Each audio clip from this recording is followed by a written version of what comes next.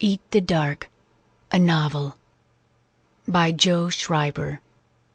Narrated by Renée Raudman. Copyright 2007 by Joe Schreiber. This unabridged audiobook is published by arrangement with Del Rey Books and in print of the Random House Publishing Group, a division of Random House, Inc., and was produced in the year 2007 by Tantor Media, Incorporated, which holds the copyright thereto. Chapter 1. Mike Hughes thought, "It's dead."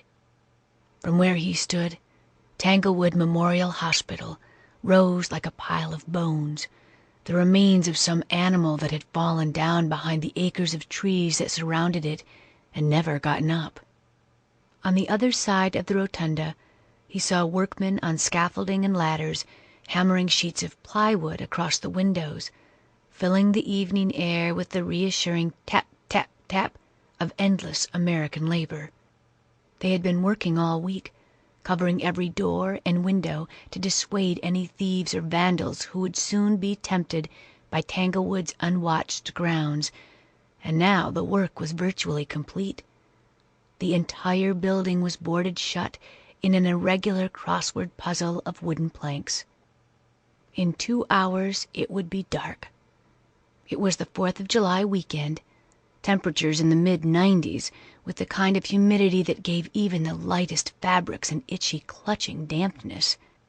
Mike continued along the walkway, the moist heat creating little sweat blotches on the front of his blue scrub pants, and stopped outside the main entrance, where 2 men in yellow hard hats were packing up the last of their tools and carrying them to a waiting pickup.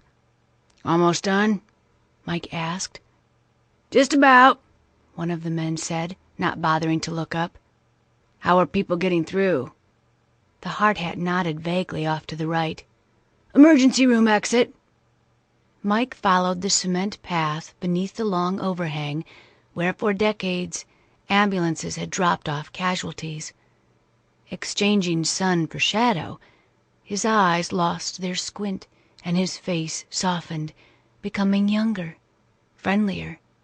He was 34 years old, an age that had once seemed as insurmountable as Everest, but now felt as lived in as his old beach sandals.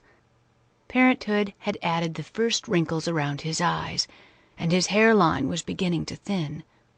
Lately, without saying anything about it, Sarah had begun buying low-fat snacks and sending salads with his supper, which he knew was as close as she'd ever come to.